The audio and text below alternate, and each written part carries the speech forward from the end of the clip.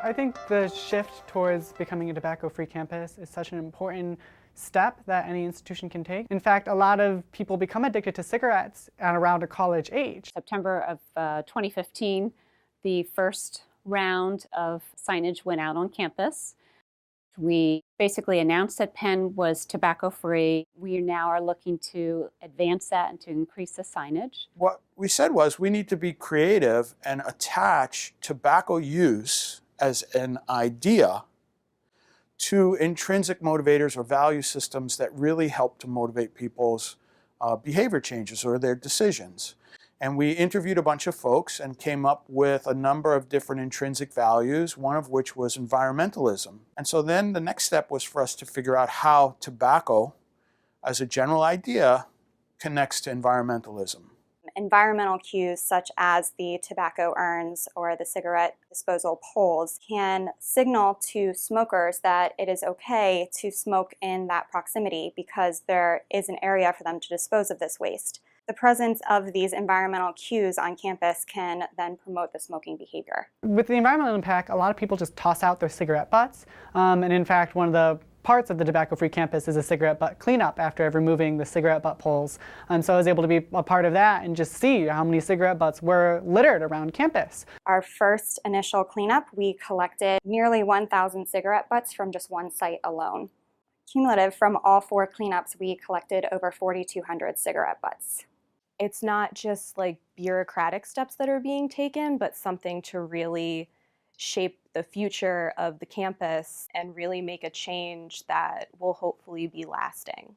A lot of students think that if they don't smoke on a daily basis, they are not at risk. This is something that we really need to dispel as a myth. The first step in framing a discussion around social smoking is to recognize that there actually is no such thing as social smoking. The research that talks about smoking is rather clear that you do not have to be a daily smoker in order to have harmful effects. I think a lot of times as college students we kind of feel invincible, like old people get emphysema, old people get lung cancer, I'm going to be fine. But if you get addicted now and continue smoking, you're going to be that old person eventually with lung cancer, with emphysema. Most of our students will tell you that they're not smokers. Only about 1 to 2% of our students smoke every single day. However, 1 in 4 students at Penn, 25% or so, consume tobacco at least once during a 30-day period. That means that all of those harmful chemicals are entering the body and having a toxic effect. For the past 4 years, I've actually worked in a nicotine addiction lab. So I've had a lot of experience learning about nicotine addiction and how it affects people's health and how people that become addicted to nicotine over the long term have a very difficult time getting off nicotine. I've been very interested in seeing how we can, as a student body, work towards making Penn a healthier campus. Because we're actually seeking to create culture change, we don't actually see this as an event, as a one-stop, get it done, get it over with kind of project. We see this as an ongoing project that's going to take us well into the future. My hope for the future is that the evolution of Penn's tobacco policies will bring about a true culture shift where our students, our faculty, and our staff really are looking at health and looking at sustainability in a new way.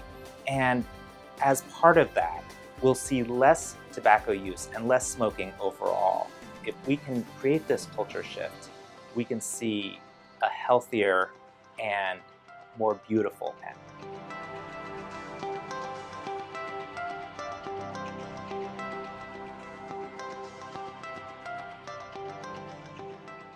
Penn is tobacco-free.